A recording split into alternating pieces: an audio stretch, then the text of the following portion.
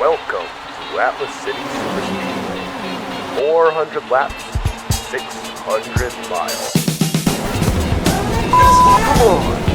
This is ridiculous.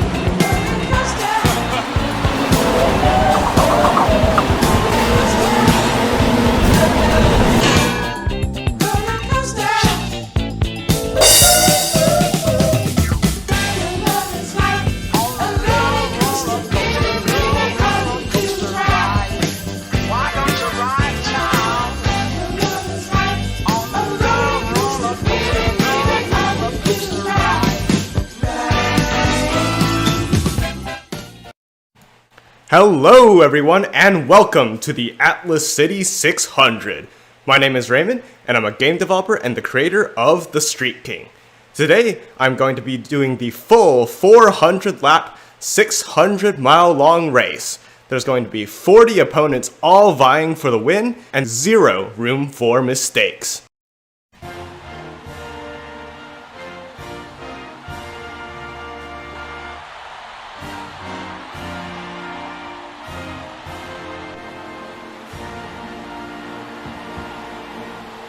Beautiful performance of our national anthem, and the jets are going to be flying overhead. So we'll be starting this race off in dead last, but we have a long ways to go, and so I don't have any worries about making those spots up.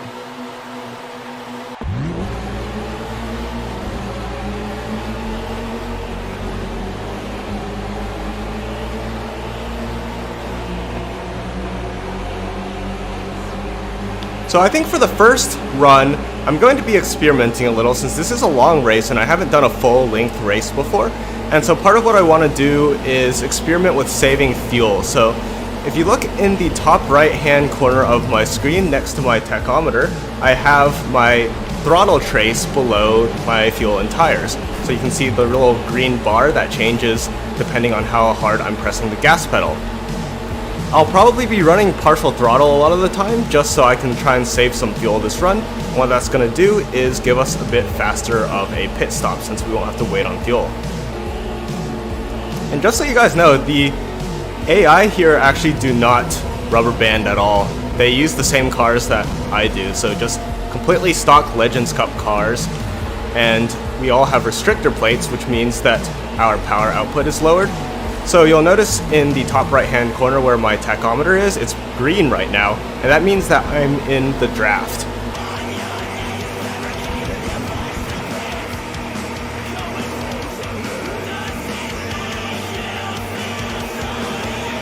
I'm going to take the middle lane there in order to gain some spots. That's going to work out for us. I do not like where the 18 is right now. Please, there. They were holding it there. They did not want to give me the bottom lane going into the corner. GrandAM67 asked if I plan on developing more titles in the future, and if so, do I plan to branch out to other genres besides racing? The answer to both of those questions is yes. So I actually have a couple of ideas for non-racing games that I'd like to work on at some point. I'm not exactly sure when, but we'll see whenever I can find time, since I still do have a number of other things I want to do with this game and Left Turn Legends still. We'll see when that all is going to pan out. So Garafael asked if pit stops repair cars, and yes they do, for free, so there's no actual time penalty or anything for getting a repair. I want to slow down a bit. I don't need to take the lead, and huge crash! We got a crash!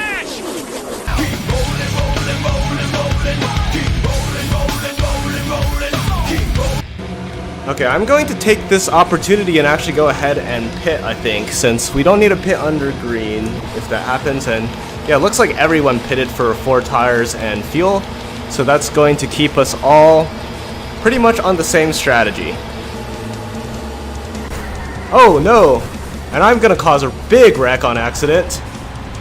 I got into the back of the 24 there, and that just caused a chain reaction which spun everyone out.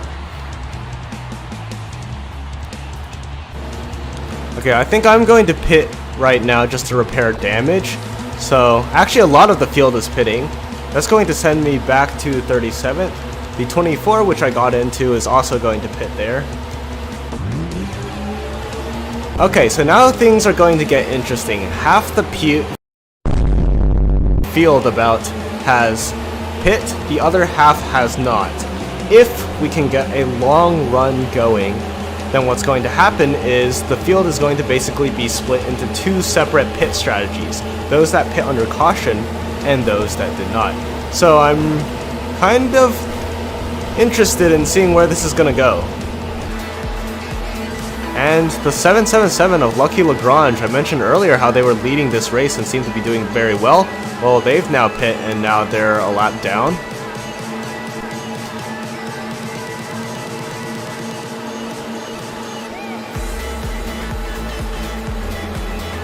And the 76 of Jimmy Kennedy is actually going to pit.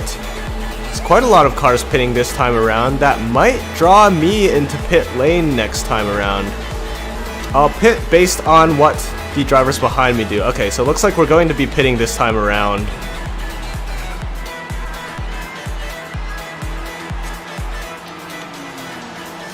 And let's see what we want to do with our fuel and tires. I think...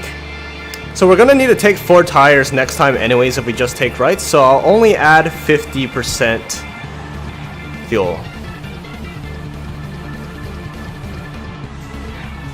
And yeah, so the Legomaniac10 asked how it works if a tire pops, and yes, it is just the same as if you hit a spike strip.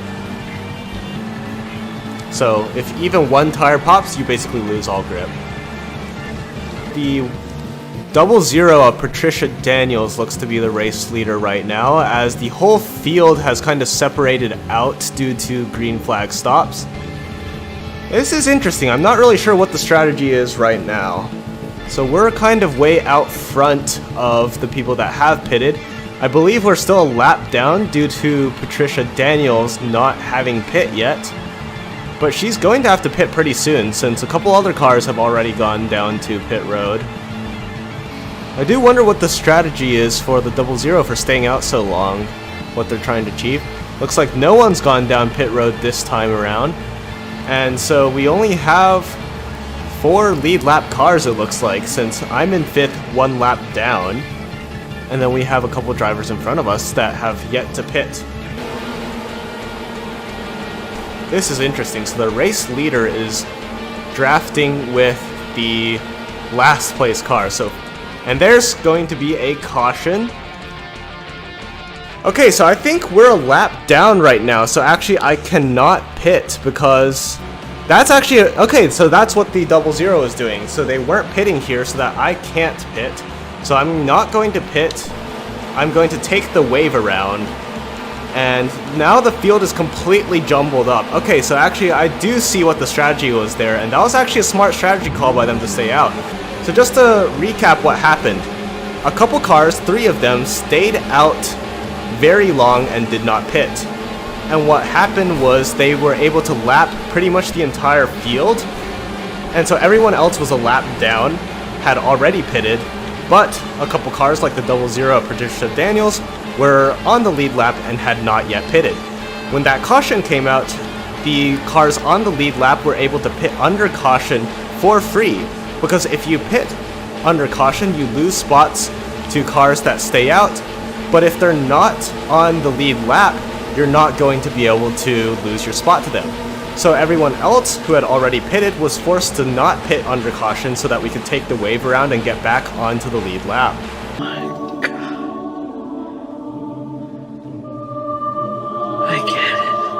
Lucky Lagrange is a lap down, I believe, maybe even 2 laps. So is the 24 of Gordon Jones, also a lap down. So we have a couple lap down cars jumbled into the mix because of how many of us took the wave around. 777 of Lucky Lagrange still trying to get back up through the field and get their way back to the lead lap. It's a shame because they are definitely a very strong racer, judging by how often I see them up front. But they're just trapped 2 laps down now because of that caution. One thing that determines how much a tire wears out is just how much lateral grip it has to provide. And so that's why your front tires are going to wear faster than your rear tires, because they're doing all of the turning. Another thing is just how much load a tire receives during those turns. So Your outside tires, that is the tires on the right side, are going to wear a lot faster than your inside tires on the left side, because when you're turning, you're going to put a lot more of your weight onto the right side tires.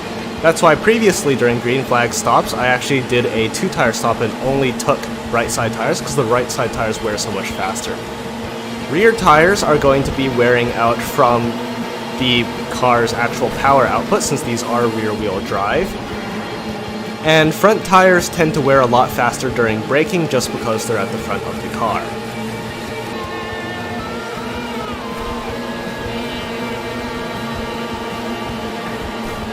And that was a crazy move by the 76 of Jimmy Kennedy. Very risky.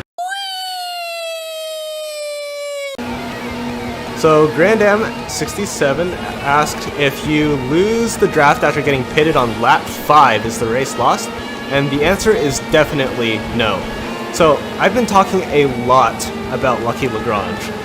And the reason is because if you look at them, they're definitely a very, very strong driver. They're consistently up front. They started dead last in that restart, and they're already up to what would be second place if they're on the lead lap. They're currently 2 laps down. However, if they can get some lucky cautions, then they will be back on the lead lap and able to contend for the win again. And the same thing can happen for you. You lose the draft on lap 5, you get some good cautions and a bit of luck to go your way, you can get the free pass if you go a lap down, or you can just restart back with a pack, and that's going to be what brings you back to being competitive again. And this is exactly what I'm talking about. Lucky Lagrange is now the only car 1 lap down. They were 2 laps down, but they got the free pass.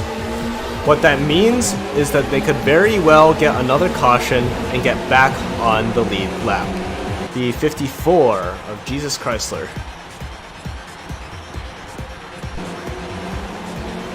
Okay, this time I'm just going to pit for all 4 tires and fuel so that we won't be at a disadvantage, and looks like Lucky Lagrange is back on the lead lap.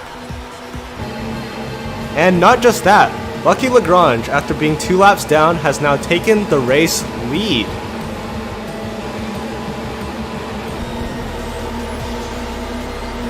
So Cake asked what motivated me to make these races with oval circuits, and I mean, the big thing is my game Left Turn Legend, right? So these races are all part of the fictional Left Turn Legend sanctioning body of races. And Left Turn Legend is the name of my second game that I've released. If you haven't seen it before, it's a very, very casual game. So compared to this, which is much more of a hardcore racer, Left Turn Legend has very simple mechanics. I'd encourage you to check it out if you're at all interested. But yeah, these races are really just kind of promoting Left Turn Legend. Calvin DeBoy asked what was the hardest part in making this update, and I think for me it was probably the AI. So right now, you're still getting a lot of cautions, but I think it's a pretty good mix because we get enough cautions that you're able to take advantages of things like the free pass, but it's also not too many that it prevents green flag stops and stuff from happening entirely.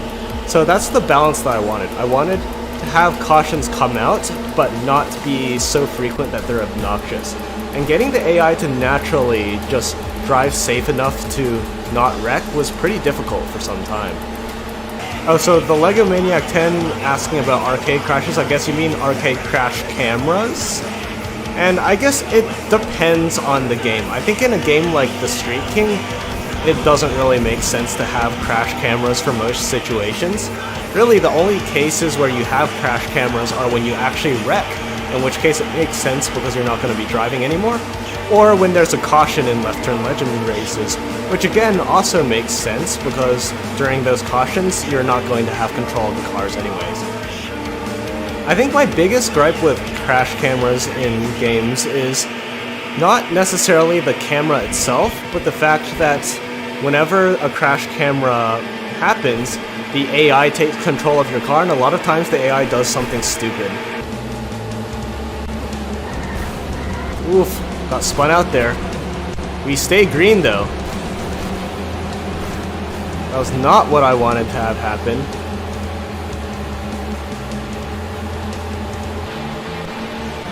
Caution! That's going to prevent any green flag stops from happening as we're all going to pit right now. The 95 is going to flip over, and I'm just going to take 4 tires and fuel. This is going to be the final time that I pit this race. We are all going to be able to make it to the end on tires and fuel now. So this is going to be the final run for the finish. Restarting with 33 laps to go.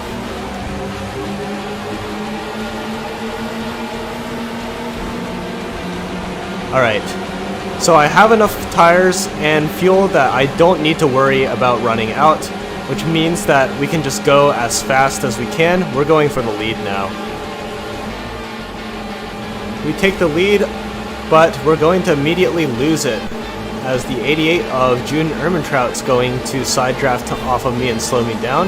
That allows several cars to get in front of me, with the 43 of Ricky King taking the lead, and I'm going to spin out.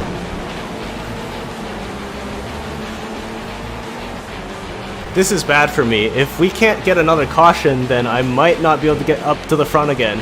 I need to make sure I stay in the lead draft. That was not what I wanted to happen at all. We're gonna have to spend a lot of time trying to get back up to the front again.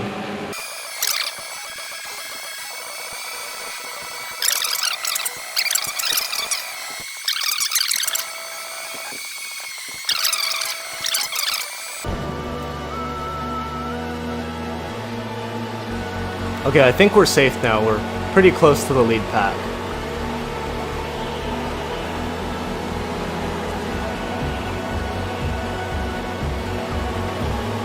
Looks like Ricky King is still the race leader.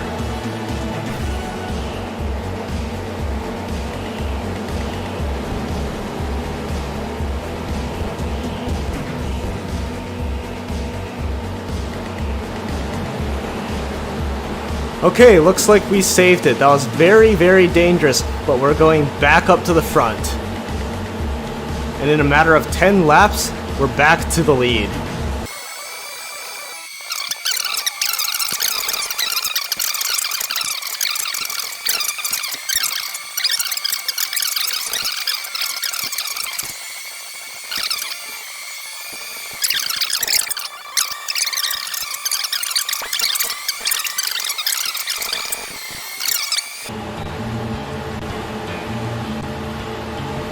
Five to go.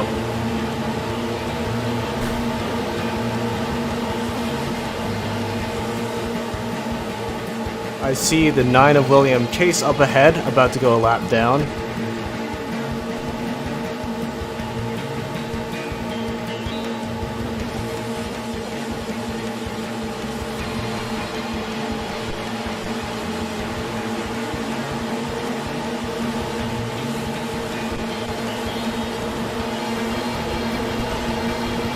That broke my windshield there as we go to 4 to go.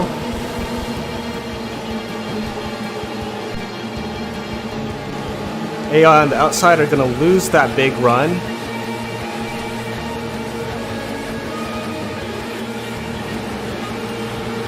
Yep, that's what I'm hoping to do. As I get closer to the 9 of William Chase, I'm going to be able to draft off of him, and that should hopefully help me keep the lead. 3 to go.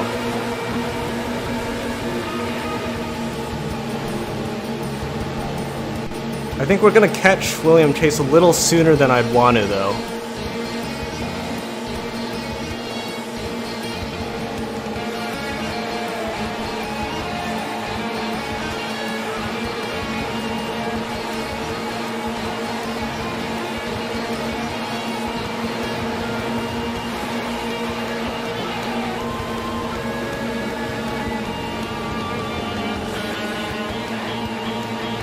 Alright. Just one more time around.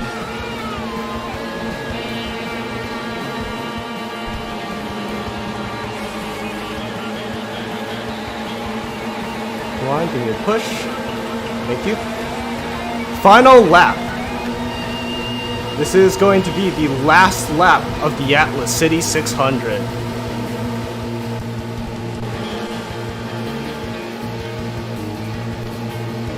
Brian Rayner looking to overtake. push from the 21. June Ermintrout trying to overtake on the high side. I don't think it'll be enough. Let's go! I won the Atlas City 600! First place, baby! Oh my gosh, that was stressful. That was so stressful. $3.9 million for the win. So many times where that could have gone wrong. Let's pull up in front and burn it down.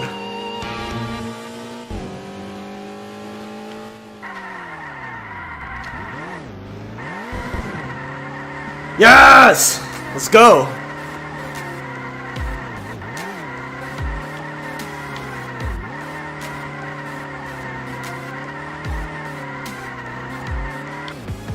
To everyone who joined into the stream today, thank you so much for watching. Thank you so much for your support and for cheering me on. This was really fun and also really intense. Huge thanks to my King patrons, TheLegomaniac10 and GrandAM67, for supporting me and my projects. If you'd also like to support me as well, please check out my Patreon page in the video description. Otherwise, thanks again for watching. I really appreciate all the support, and I will see you all next time.